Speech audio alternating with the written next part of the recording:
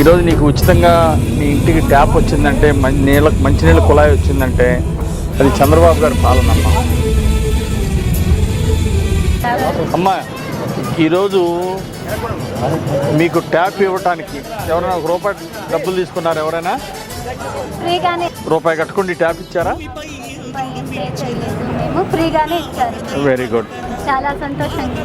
చాలా సంతోషం.